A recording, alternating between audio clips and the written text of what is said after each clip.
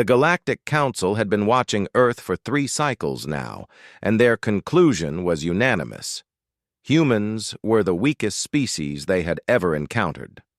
The tall, blue-skinned Vorthak delegates shook their heads in disappointment as they reviewed the data streams flowing across their holographic displays. "Look at them," Senior Analyst Zexthor muttered, his 4 eyes focusing on different screens simultaneously. "They can barely lift objects twice their own weight. Their bones break under minimal pressure. They require constant hydration and die within days without water." His colleague, Yilandra, nodded her elongated head in agreement. "Their skin tears easily. They cannot survive in most atmospheric conditions without artificial protection. And their lifespan?" She made a disgusted clicking sound. "Barely a century if they're fortunate." The monitoring station orbited silently above Earth, invisible to human detection systems. For months, the Galactic Council's finest xenobiologists had been studying this new species, preparing their official report. Every major galactic civilization contributed observers to ensure accuracy. The massive Krillian war beasts, standing 12 feet tall with natural armor plating, watched the feeds with something resembling pity. The swift Nexari scouts, capable of moving at speeds that would liquefy most organic matter, found human movement painfully slow. "I cannot understand how they survived their planet's evolution," rumbled General Thokmar, his voice like grinding stones. The Krillian commander had conquered 17 star systems through pure physical dominance. "Any predator on their world should have eliminated them eons ago." The observation deck filled with agreement from the assembled alien dignitaries. Ambassador Silthara of the Ethereal Collective floated nearby, her gaseous form shimmering with disdain. Her species existed as pure energy, manipulating matter through will alone. The concept of physical frailty was nearly incomprehensible to her. "Perhaps we should classify them as a protected species," suggested Dr. Veltaran, the Nexari chief scientist. "Clearly, they require assistance to survive in a hostile galaxy." The screens around them displayed various human activities. Children playing in playgrounds, their small forms seeming impossibly delicate. Adults walking to work, their movements appearing labored compared to the fluid grace of most galactic species. Athletes competing in what humans called extreme sports, which looked like gentle exercises to the assembled observers. "Observe this footage from their military training," Zexthor announced, switching to recordings from various human army bases. "Their soldiers struggle to carry equipment that weighs less than 50 kilograms. They require rest after running only a few kilometers. Their weapons are primitive projectile devices that would barely scratch Krillian armor." On the screens, human Marines crawled through mud during training exercises, their faces strained with effort. Compared to Vorthak warriors who could march for weeks without rest, or Nexari soldiers who could phase through solid matter, the humans looked pathetically vulnerable. "And yet," interrupted a new voice, "they have achieved spaceflight." The assembled delegates turned toward the speaker. Captain Morden of the Sentinel fleet had been quietly observing from the back of the chamber. The Sentinels were the oldest species in the galaxy, ancient beings who had watched civilizations rise and fall for millennia. Their worn, crystalline bodies held wisdom that even the Galactic Council respected. "That is curious," admitted Ambassador Silthara. "Most species develop significant physical capabilities before achieving interstellar travel. The humans appear to have done the opposite."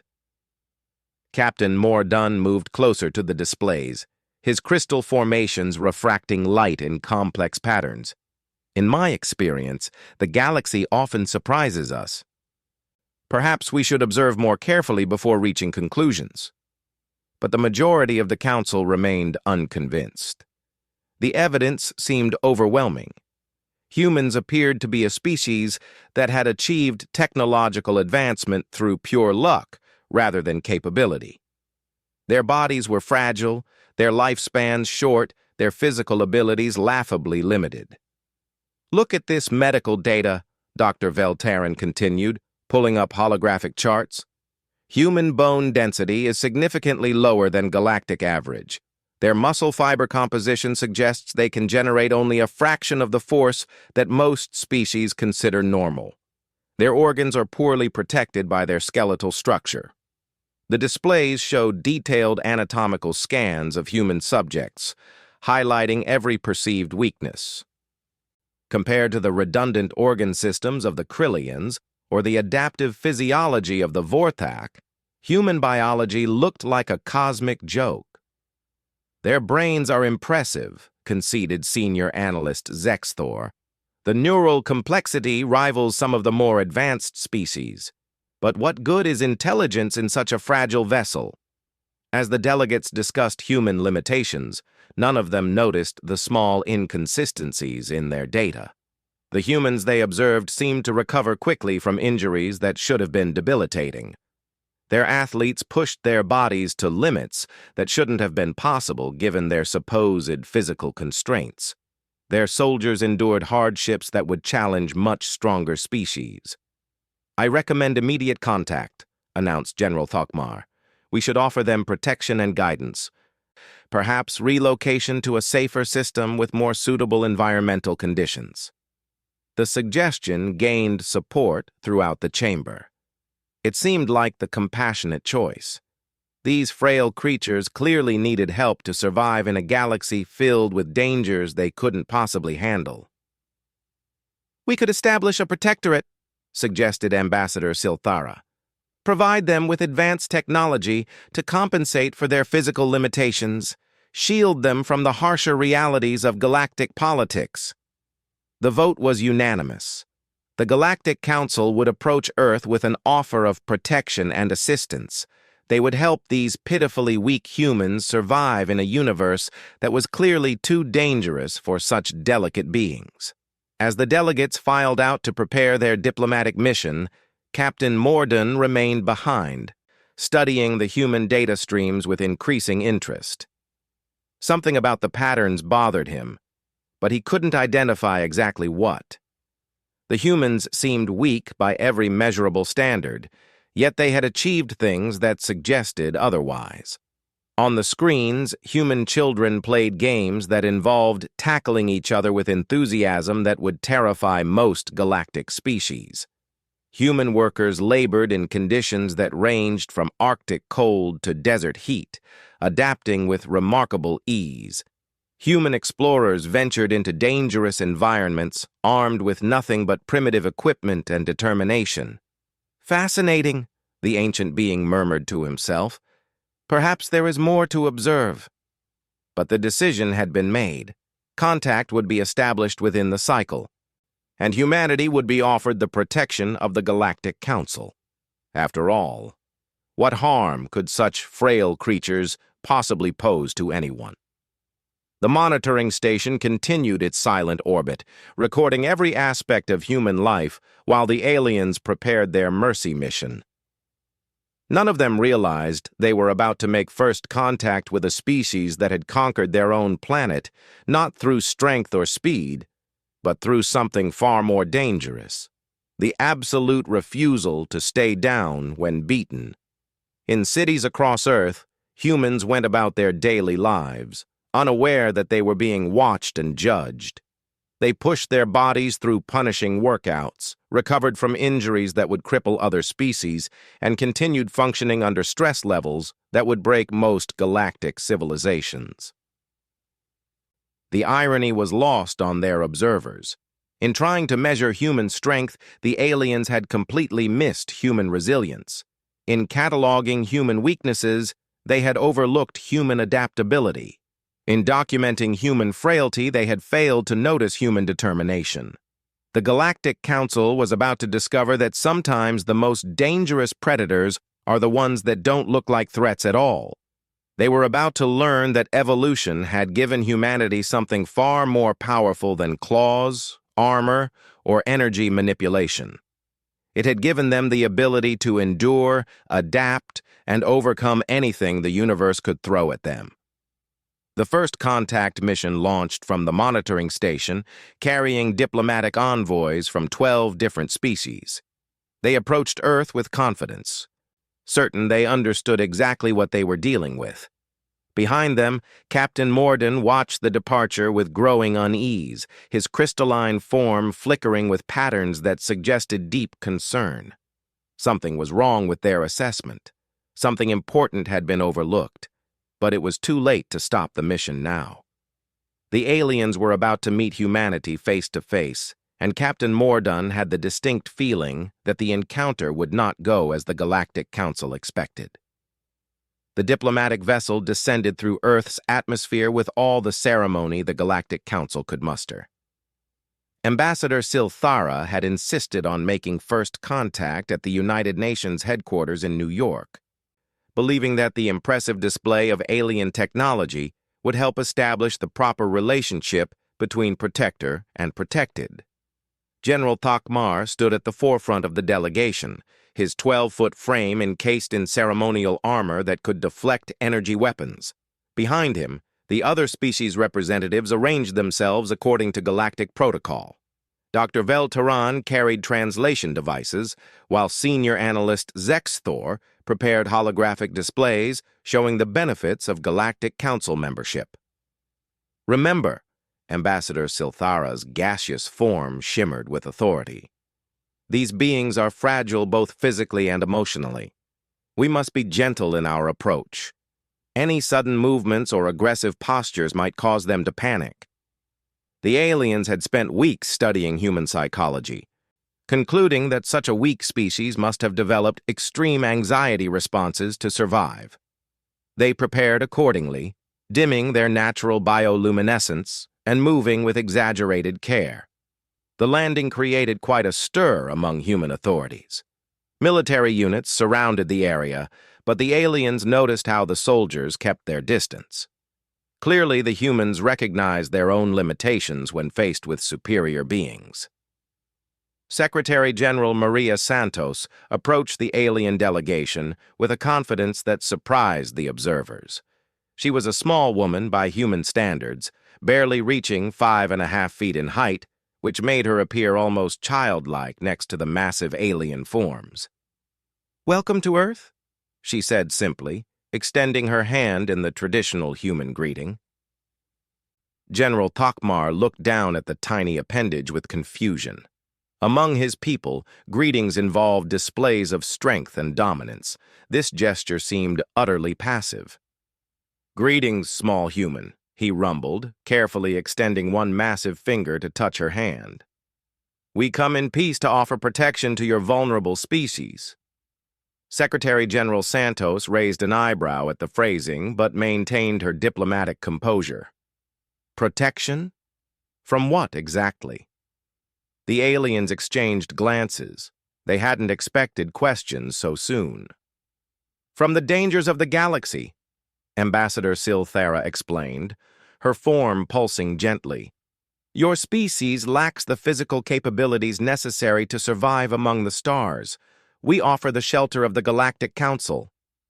Dr. Veltaran activated his holographic displays, showing images of various galactic threats, hostile alien species, dangerous cosmic phenomena, worlds where the environment would instantly kill unprotected humans. "You see," he said kindly, "the universe is filled with perils that your fragile forms cannot withstand. We have studied your biology extensively. Your bones are weak, your muscles limited, your lifespan tragically short." Secretary General Santos listened with growing amusement. "I see. And you determined this? How?" "Through careful observation," senior analyst Zexthor replied proudly. "We have monitored your species for months. The evidence is conclusive. You require assistance to survive." What the aliens didn't notice was the subtle change in the humans around them. Security personnel had shifted positions. Military advisors were speaking quietly into communication devices. The atmosphere in the room had changed from curiosity to something else entirely. "That's interesting," Santos said slowly. You've been watching us without permission, concluded we're weak, and now you're here to offer protection we didn't ask for." The alien delegates suddenly realized that the conversation was not proceeding as planned. The humans' tone had shifted from welcoming to something they couldn't quite identify. "We mean no offense," General Thokmar assured her. "Your species shows remarkable ingenuity despite physical limitations. We simply wish to help you reach your potential under our guidance." "Our potential," Santos repeated. "Tell me, General, what exactly did your observations show you about human potential?" Before any alien could answer, alarms began blaring throughout the building. Not emergency alarms, but something else. A rhythmic pattern that seemed to energize every human in the vicinity. "Ah," Santos smiled. "That would be the signal for our daily demonstration. Perfect timing." The aliens looked around in confusion as humans began moving with sudden purpose. What had seemed like a casual diplomatic meeting was transforming into something entirely different. "General Morrison," Santos called to a nearby military officer, "would you mind showing our guests to the observation deck? I think they'll find our afternoon exercises educational." The aliens followed hesitantly as they were led to a viewing area overlooking a large courtyard. What they saw below challenged everything they thought they knew about human capabilities. Hundreds of human soldiers were engaged in training exercises that defied the aliens' understanding of human limitations. Warriors carrying equipment loads that should have crushed their supposedly fragile bones. Athletes performing feats of endurance that should have been impossible for such short-lived creatures. Combat specialists demonstrating fighting techniques that would challenge species the aliens considered naturally superior. "This is impossible," Dr. Veltarin whispered, his translation device struggling with his shock.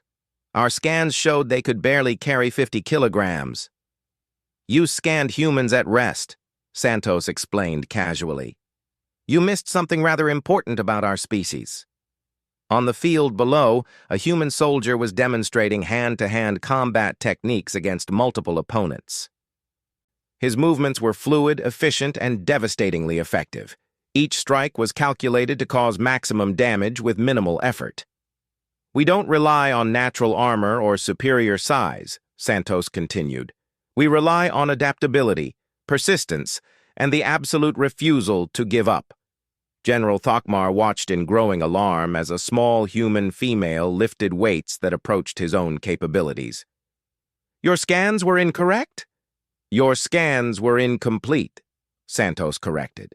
"You observed humans in normal daily life. You never saw us under pressure." As if summoned by her words, the demonstration shifted.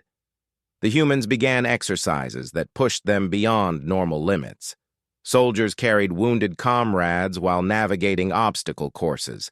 Athletes ran distances that should have killed them, according to alien projections.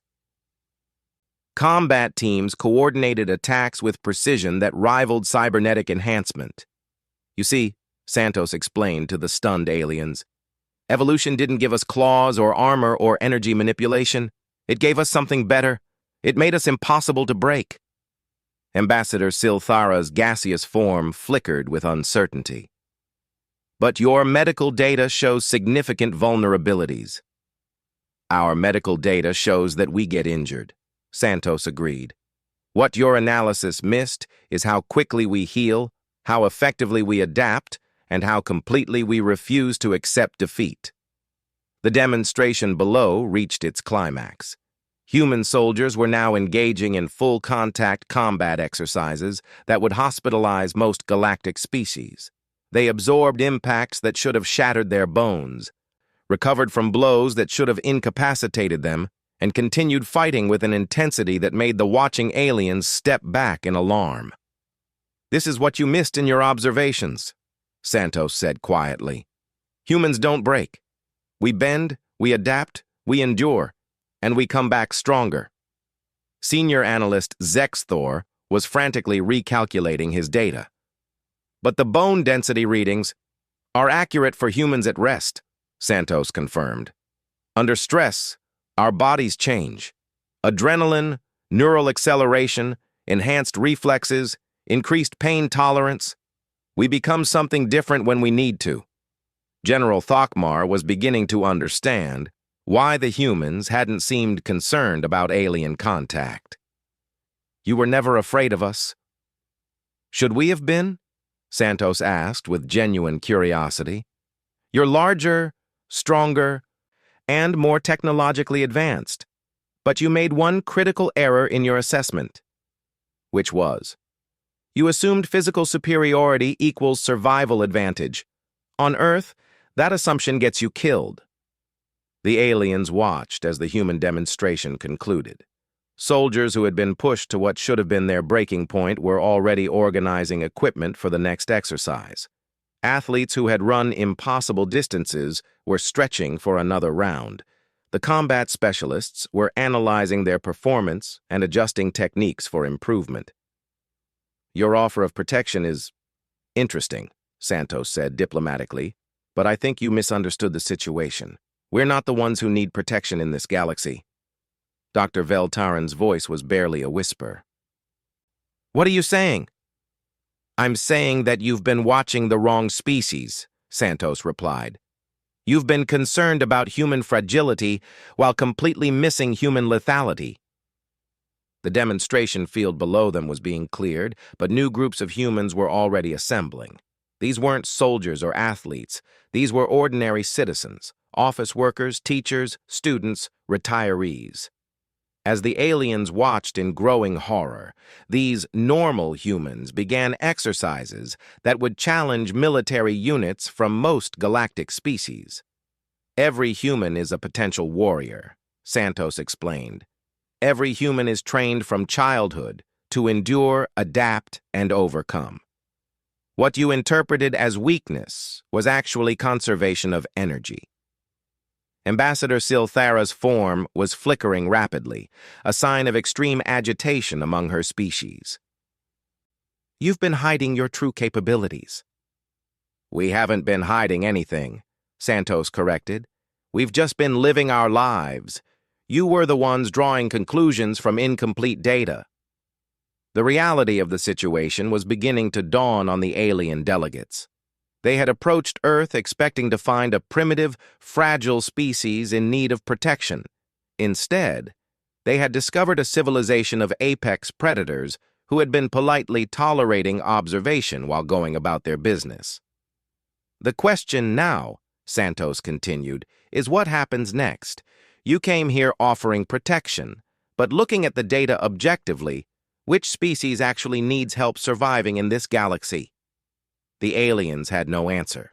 Their entire understanding of the situation had been inverted in the span of an hour. The weak had revealed themselves to be strong. The protected had become the protectors. And somewhere in the back of each alien mind, a terrifying thought was beginning to form. If humans had been this restrained during peaceful observation, what would they be capable of when truly threatened? The emergency session of the Galactic Council convened aboard the flagship Eternal Wisdom, with representatives from 47 different species cramming into chambers designed for half that number. The news from Earth had sent shockwaves throughout the galaxy, and every civilization wanted answers. Captain Mordun floated at the center of the assembly, his crystalline form pulsing with ancient authority. I warned you, he said simply, his voice carrying across the chamber without technological amplification. I suggested more careful observation. General Thokmar stood before the council, his massive frame somehow diminished by the experience on Earth. The humans were never what they appeared to be. Our fundamental assumptions were flawed from the beginning. Explain, demanded Overlord Kreshna of the Zephyrian Empire. Her species had conquered 12 systems through pure military might, and the implications of the Earth situation terrified her more than she cared to admit. Dr. Veltaran activated a holographic display that showed comparative analysis between their original human assessments and the new data collected during the failed diplomatic mission. We measured human capabilities during rest states and normal daily activities.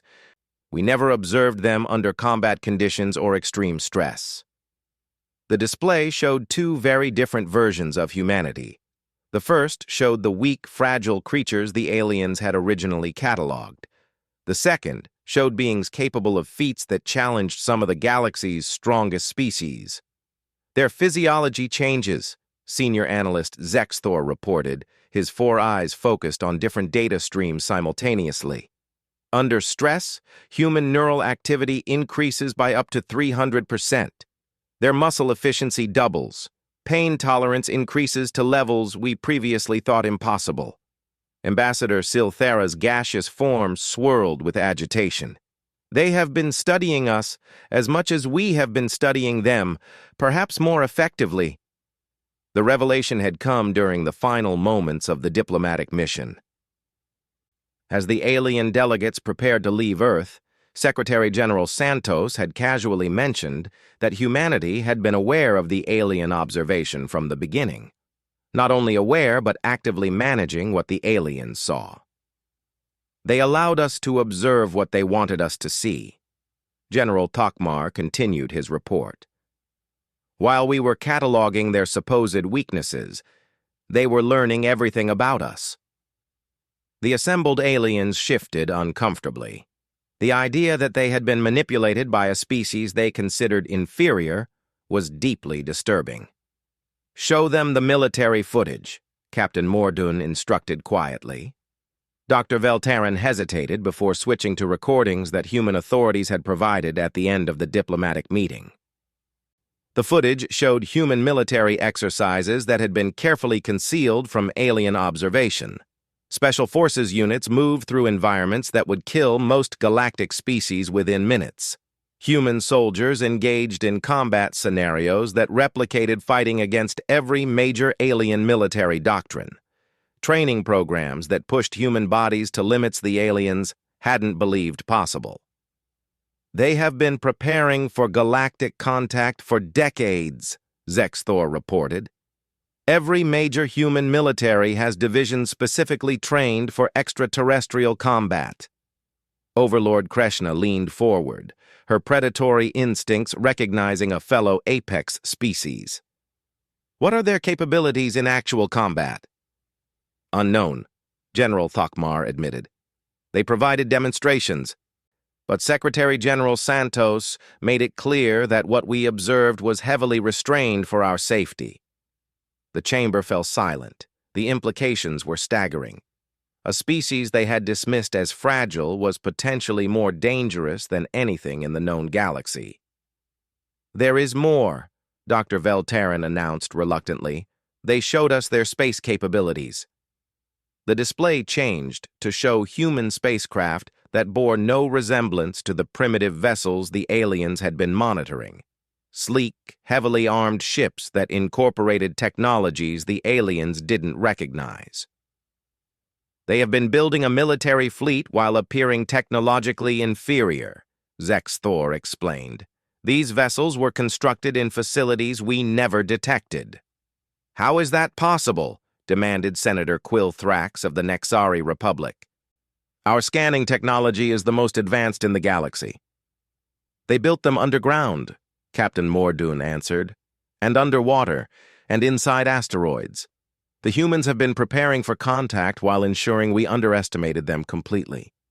The footage showed massive underground shipyards, submarine construction facilities, and asteroid mining operations that had been completely hidden from alien detection. The scale of the deception was breathtaking. "How many ships?" Overlord Kreshna asked. "We don't know," General Thakmar replied. "They showed us what they called a representative sample. It included over 200 vessels. And Secretary General Santos indicated this was a small fraction of their total capability." The aliens were beginning to understand that first contact had not gone according to anyone's plan except humanity's. "What do they want?" asked Prime Minister Yothkala of the Serenity Coalition. "Partnership," General Thakmar answered. "Not protection, not guidance. Equal partnership in the Galactic Council." The chamber erupted in debate.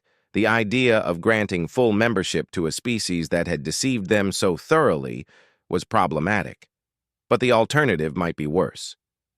They made their position clear, General Thokmar continued. Humanity is ready to take its place among galactic civilizations, with or without our approval. Ambassador Silthara's form flickered with nervous energy. They mentioned consequences if the Galactic Council rejected their application. What sort of consequences? They suggested that isolation might force them to seek other forms of galactic engagement, General Thokmar explained carefully. The Secretary-General specifically mentioned that warfare was a uniquely human invention that other species might find educational. The threat was subtle but unmistakable. Humanity was offering partnership first, but they had other options. Show them the historical footage, Captain Mordun instructed. Dr. Veltarin activated new displays showing human history from their own archives.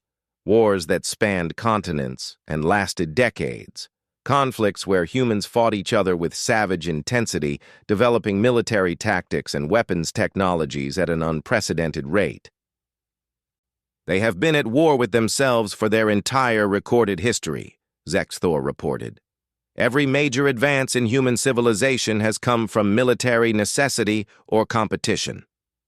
The aliens watched footage of human conflicts throughout history, battles where humans continued fighting despite injuries that would incapacitate other species, strategic thinking that outmaneuvered enemies with superior firepower, technologies developed under pressure that revolutionized warfare. They called it learning through adversity, General Thokmar said. Every human conflict has been a training exercise for galactic warfare. Overlord Kreshna studied the displays with professional interest. Their tactical thinking is unlike anything we have encountered. They approach warfare from angles we never considered. Because they have been fighting each other, Captain Mordun explained. They understand conflict in ways that peaceful species cannot. They have been breeding warriors for millennia. The implications were becoming clear to every alien in the chamber. Humanity wasn't just another species seeking galactic membership. They were a civilization of apex predators who had spent thousands of years perfecting the art of warfare against opponents who understood them completely. What is the Council's decision? Asked Ambassador Silthara.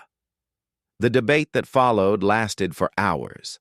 Some species argued for immediate acceptance of human partnership, fearing the consequences of rejection.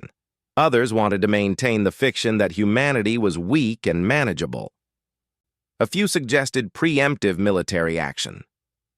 Any species that considers attacking Earth should remember one thing, Captain Mordun said during a break in the debate. These are beings who survived and thrived on a planet that regularly tries to kill them. They have endured ice ages, volcanic eruptions, asteroid impacts, and pandemic diseases. They have conquered every environment on their world, from Arctic wastelands to ocean depths. He paused, letting the implications sink in. And then, for entertainment, they invented activities more dangerous than their natural environment. They call it extreme sports. They voluntarily subject themselves to risks that would terrify most galactic species simply for the psychological satisfaction of survival. The final vote was unanimous. Humanity would be granted full membership in the Galactic Council, with all the rights and responsibilities that entailed. But as the alien delegates prepared to return to their respective worlds, each carried the same uncomfortable knowledge. They had discovered a species that was everything they aspired to be: resilient, adaptable, innovative, and absolutely unbreakable. More importantly, they had learned that in a galaxy full of powerful civilizations, the humans had quietly positioned themselves as the species that others would call when the impossible needed to be accomplished. The age of human isolation was over. The age of human integration into galactic civilization was about to begin. And somewhere in the depths of space, human ships were already moving toward their first official diplomatic missions, carrying crews who had spent years preparing for this moment. The galaxy was about to discover what humanity had known all along. The most dangerous species isn't always the strongest or fastest or most technologically advanced. Sometimes it's the one that simply refuses to quit.